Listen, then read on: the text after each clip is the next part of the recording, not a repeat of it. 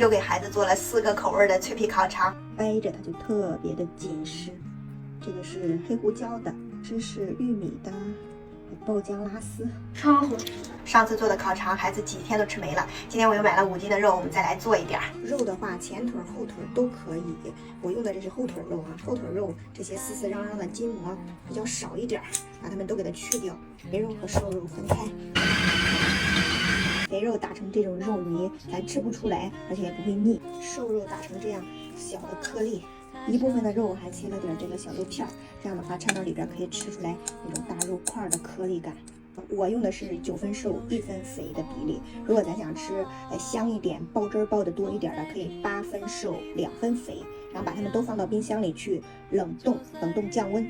这次我试一下羊肠衣，羊肠衣的话就是比猪肠衣细一点，没有那么粗啊。我这是用的那个24的那个羊肠衣，对着水龙头这样里里外外给它多冲洗个2下，有点高度白酒，然后给它多泡一会儿，把肉冻到这样软冻的状态，有冰碴就可以了。放上调料我都打在字幕上了哈。红曲粉的话是上色的，没有可以不加，加上冰块。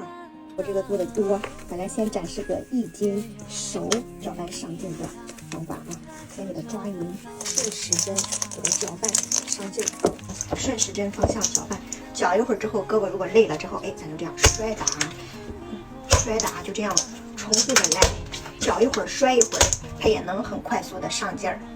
搅上劲了的肉是特别黏的，就是黏黏的那种拉丝的状态，完了之后你搅的时候也特别有阻力，这种状态可以了。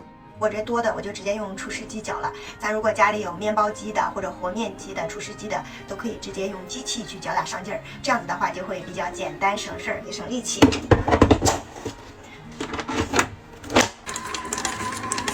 还是一样哈，咱要是不确定是不是搅打上劲儿了的状态的，就揪一小块，给它放到温水里煮出来的这个肉，它是这种 QQ 弹弹的口感，这种状态就是可以了的。炒好的肉什么也不加，就是原味的。1斤的肉加上个3到5克的黑胡椒碎，就是黑胡椒口味的。加上点孜然粉，就是孜然口味的。加上点这个即食的玉米粒儿，如果是生的玉米粒儿，咱把它焯熟啊。来点芝士碎，装拌均匀。这个就是小朋友比较喜欢吃的芝士玉米的4个口味的馅儿弄好了，不着急的咱可以放到冰箱里把它冷藏，再腌个1个小时左右，这样入味儿更好吃。把肉放到灌肠器里之后，这个口稍微挤出来一点肉，这样子的话往上套肠衣就会比较好套，会有油脂，这样慢慢拧，往外拨着推着往外挤就行，按照自己喜欢的大小段，然后给它打上结，松松的8分满左右就可以。太满了一会儿煮的时候容易爆。气孔的地方都给它扎孔排气。都弄好了之后，给它挂到一个通风处，风干个1个小时左右，或者说拿个风扇去吹，吹风机去吹都行。